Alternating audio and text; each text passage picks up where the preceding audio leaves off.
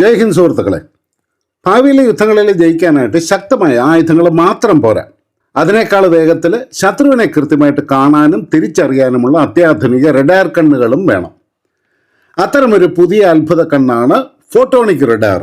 ഇന്ത്യയുടെ പ്രതിരോധ ഗവേഷണ കേന്ദ്രമായ DRDO വികസിപ്പിക്കുന്ന ഭാവി സാങ്കേതിക വിദ്യകളുടെ പട്ടികയിൽ ഈ ഫോട്ടോണിക് റഡാർ ഔദ്യോഗികമായിട്ടിപ്പോൾ ഉൾപ്പെടുത്തിയിട്ടുണ്ട്. എന്നാൽ ഇതിനെക്കുറിച്ച് കേൾക്കുമ്പോൾ പലരുടെയും മനസ്സിൽ ഉയർന്നു വരുന്ന ചില സംശയങ്ങളുണ്ട്. എന്താണ് ഈ ഫോട്ടോണിക് റഡാർ? ഇത് വരും കാലങ്ങളിൽ നമ്മുടെ റഫാൽ, തേജസ് പോർ വിമാനങ്ങളിലൊക്കെ ഘടിപ്പിക്കുമോ? ശാസ്ത്രലോകം എപ്പോഴും സംസാരിക്കുന്ന ക്വാണ്ടം റഡാർ ആണോ അതോ ഈ ഫോട്ടോണിക് റഡാർ ആണോ യഥാർത്ഥ ചാമ്പ്യൻ എന്നൊക്കെ. ഇന്ന് യാതൊരുവിധ സങ്കീർണതകളും ഇല്ലാതെ വളരെ ലളിതമായിട്ട് ഈ വിഷയത്തെ നമുക്ക് വിശദമായിട്ടൊന്ന് മനസ്സിലാക്കാം. സുഹൃത്തുക്കളെ നമസ്കാരം. രഘുനാഥ് ചൈതന്യ ഡിഫൻസ് ആൻഡ് ജിയോ പൊളിറ്റിക്സിൻ്റെ നല്ലൊരു എപ്പിസോഡിലേക്ക് സ്വാഗതം. ആദ്യം തന്നെ ഒരു റഡാർ എങ്ങനെയാണ് പ്രവർത്തിക്കുന്നത് എന്ന് വളരെ ലളിതമായിട്ട് നമുക്കൊന്ന് നോക്കാം. നിങ്ങളൊരു അടച്ചിട്ട മുറിയിലിരുന്ന് ഉറക്കെ കൈയടിക്കുന്നു എന്ന് കരുതുക. ആ ശബ്ദം എതിരെയുള്ള ഭിത്തിയിൽ തട്ടി എക്കോ ആയിട്ട് തിരികെ നിങ്ങളുടെ ചെവിയിലെത്തുന്നു. കൈയടിച്ച സമയവും ശബ്ദം തിരികെ വന്ന സമയവും തമ്മിലുള്ള വ്യത്യാസം അളന്നാൽ ആ ഭിത്തി നിങ്ങളിൽ നിന്നും എത്ര അകലെയാണ് എന്ന് കണക്കാക്കാം, അല്ലേ? ഇത് തന്നെയാണ് റഡാറും ചെയ്യുന്നത്. പക്ഷേ ശബ്ദത്തിന് പകരം റേഡിയോ തരംഗങ്ങൾ അന്തരീക്ഷത്തിലേക്ക് അയക്കുന്നു. ആ തരംഗങ്ങൾ പോയി ശത്രുവിമാനത്തിൽ തട്ടി തിരികെ വരുമ്പോൾ അതിനെ വിശകലനം ചെയ്ത് വിമാനം എത്ര ദൂരെയാണെന്നും ഏത് വേഗത്തിലാണ് വരുന്നതെന്നും റഡാർ മനസ്സിലാക്കും. ഇന്ന് നമ്മൾ ഉപയോഗിക്കുന്ന ഏറ്റവും മികച്ച റഡാറുകളെ എയ്സാർ റഡാറുകൾ എന്നാണ് വിളിക്കുന്നത്. നമ്മുടെ റഫാൽ വിമാനത്തിലും തേജസ് വിമാനത്തിലും ഒക്കെ ഇത്തരം എയ്സാർ റഡാറുകളാണ് ഉപയോഗിക്കുന്നത്. ഈ റഡാറുകളുടെ ഉള്ളിൽ വിവരങ്ങൾ കൈമാറാനായിട്ട് ഉപയോഗിക്കുന്നത് സാധാരണ ഇലക്ട്രിക് കോപ്പർ കേബിളുകളും ഇലക്ട്രോണിക് സർക്യൂട്ടുകളുമാണ്. ഇവിടെയാണ് ഒരു വലിയ പ്രശ്നം വരുന്നത്.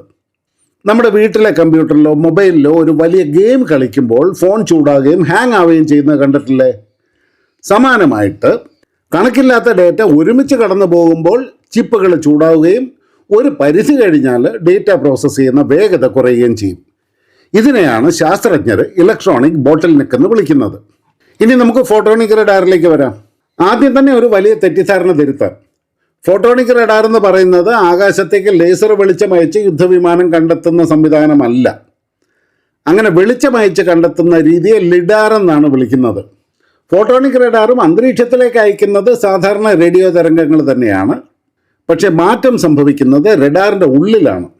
ഇതും ഒരു ലളിതമായ ഉദാഹരണം വഴി മനസ്സിലാക്കാം. നിങ്ങൾ നമ്മുടെ നാട്ടിലെ ഒരു ഇടുങ്ങിയ സാധാരണ റോഡിലൂടെ കാർ ഓടിച്ചു പോകുന്നു. ഇതാണ് സാധാരണ എയ്സാർ റഡാർ. റോഡിൽ ബ്ലോക്കുകൾ ഉണ്ടാകാം, വണ്ടിയുടെ വേഗത കുറയും. എന്നാൽ ആ കാർ പെട്ടെന്ന് 8 വരികളുള്ള ഒരു ഹൈസ്പീഡ് ഗ്രീൻഫീൽഡ് എക്സ്പ്രസ് വേയിലേക്ക് കയറിയാൽ എന്തായിരിക്കും സ്ഥിതി? യാതൊരു തടസ്സവുമില്ലാതെ അതിവേഗത്തിൽ ലക്ഷ്യസ്ഥാനത്തെത്താം. ഇത് തന്നെയാണ് ഫോട്ടോണിക് റഡാറും ചെയ്യുന്നത്. റഡാറിൻ്റെ ഉള്ളിൽ ഡേറ്റ കൊണ്ടുപോകാനായിട്ട് ഇലക്ട്രോണുകളെ ആശ്രയിക്കുന്നതിന് പകരം വെളിച്ചത്തെ അഥവാ ലേസർ രശ്മികളെയും ഓപ്റ്റിക്കൽ ഫൈബറുകളെയുമാണ് ഉപയോഗിക്കുന്നത്. ഇപ്പോൾ ഒരു ഉദാഹരണമായിട്ട് പറയുകയാണെന്നുണ്ടെങ്കിൽ, നേരത്തെയുള്ള കാലഘട്ടങ്ങളിൽ നമ്മുടെ കേബിൾ TVക്കും ഇൻ്റർനെറ്റ് കണക്ഷനും ഒക്കെ ആയിട്ട് നമ്മൾ കോപ്പർ കേബിളുകളാണ് ഉപയോഗിച്ചിരുന്നത്. ഇപ്പോൾ ഫൈബർ ഓപ്റ്റിക്സ് ഉപയോഗിക്കാൻ തുടങ്ങിയപ്പോഴത്തേനും അതിൻ്റെ സ്പീഡ് 10 മടങ്ങ് വർദ്ധിച്ചില്ലേ? അതിൻ്റെ കപ്പാസിറ്റിയും 10 മടങ്ങ് വർദ്ധിച്ചില്ലേ? അതിൻ്റെ കാരണം വെളിച്ചത്തിൻ്റെ വേഗത സെക്കൻഡിൽ 3 ലക്ഷം കിലോമീറ്ററാണ്. അപ്പോൾ ഇലക്ട്രോണിക് സർക്യൂട്ടുകൾക്ക് പകരം വെളിച്ചം ഉപയോഗിച്ച് വിവരങ്ങൾ വിശകലനം ചെയ്യുമ്പോൾ ഡേറ്റ കൈമാറ്റത്തിൽ യാതൊരു തടസ്സവും ഉണ്ടാവില്ല. സിഗ്നലുകൾ പ്രോസസ്സ് ചെയ്യുന്ന വേഗത 1000 മടങ്ങ് വർദ്ധിക്കുന്നു. ഉപകരണങ്ങൾ പെട്ടെന്ന് ചൂടാവില്ല. അപ്പം ന്യായമായ ഒരു സംശയം പലർക്കും ഉണ്ടാകും, ഈ റഡാറിൻ്റെ ഉള്ളിൽ വെളിച്ചം ഉപയോഗിച്ചാൽ പോർ വിമാനങ്ങൾക്ക് എന്താണ് ഗുണം? പ്രധാനമായിട്ട് 4 വലിയ ഗുണങ്ങളാണ് ഇതിനുള്ളത്. ഒന്നാമതായിട്ട് വിമാനങ്ങളുടെ HD ചിത്രം, അതായത് ഹൈ റെസൊല്യൂഷൻ പിക്ചർ ലഭിക്കും. ഒരു സാധാരണ റഡാർ ദൂരെ ഒരു വിമാനം കണ്ടാൽ റഡാർ സ്ക്രീനിൽ അത് ചെറിയൊരു ഡോട്ടായിട്ടായിരിക്കും തെളിയുന്നത്. ആകാശത്ത് കാണുന്നത് പ്രാവാണോ അതോ ശത്രുവിൻ്റെ സ്റ്റെൽത്ത് വിമാനമാണോ എന്ന് തിരിച്ചറിയാനായിട്ട് ബുദ്ധിമുട്ടാണ്.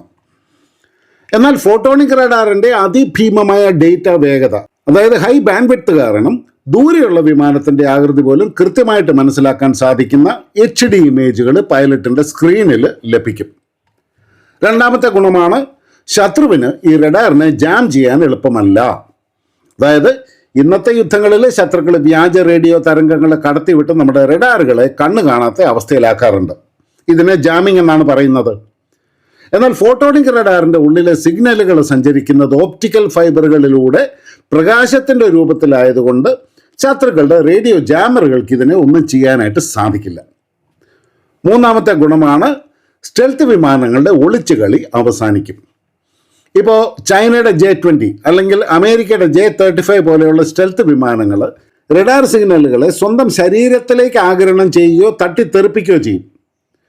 ഇതുകൊണ്ട് അവയിൽ നിന്ന് തിരികെ വരുന്ന റഡാർ സിഗ്നലുകൾ വളരെ ദുർബലമായിരിക്കും. സാധാരണ റഡാറുകൾ ഇത്തരം ചെറിയ സിഗ്നലുകളെ അന്തരീക്ഷത്തിലെ വെറും കാറ്റോ വെളിച്ചമോ ആണെന്ന് കരുതി തള്ളിക്കളയും. എന്നാൽ ഫോട്ടോണിക് റഡാറിൻ്റെ ഉയർന്ന കൃത്യത കാരണം ഇത് വളരെ ചെറിയ സിഗ്നലുകളെ പോലും പിടിച്ചെടുക്കാനായിട്ട് സാധിക്കും. നാലാമത്തെ ഗുണമാണ് മൾട്ടി ബാൻഡ് പ്രവർത്തനം. അതായത് വ്യത്യസ്ത തരംഗദൈർഘ്യമുള്ള പല റഡാറുകളുടെ ജോലികൾ ഒറ്റ ഫോട്ടോണിക് റഡാർ ഉപയോഗിച്ച് ചെയ്യാനായിട്ട് സാധിക്കും. താഴ്ന്ന തരംഗത്തിലുള്ള സിഗ്നൽ ഉപയോഗിച്ച് ശത്രു വിമാനത്തിൻ്റെ സാന്നിധ്യം അറിയാനും ഉയർന്ന തരംഗത്തിലുള്ള സിഗ്നൽ ഉപയോഗിച്ച് അതിനെ മിസൈൽ വെച്ച് തകർക്കാനും ഒരേ സമയം സാധിക്കും. ഇവിടെയാണ് നമ്മൾ ഏറ്റവും പ്രധാനപ്പെട്ട മറ്റൊരു വിഷയം മനസ്സിലാക്കേണ്ടത്. യൂട്യൂബിലും മാധ്യമങ്ങളിലും എപ്പോഴും വാർത്തകളിൽ നിറയുന്ന ഒന്നാണ് ക്വാണ്ടം റഡാർ. എന്താണ് ഈ ക്വാണ്ടം റഡാർ? ലളിതമായിട്ട് പറഞ്ഞാൽ ഫിസിക്സിലെ ക്വാണ്ടം എൻറ്റാങ്കിൾമെൻ്റ് എന്ന അത്ഭുത സിദ്ധാന്തം ഉപയോഗിച്ച് പ്രവർത്തിക്കുന്ന ഒന്നാണ് ഇത്.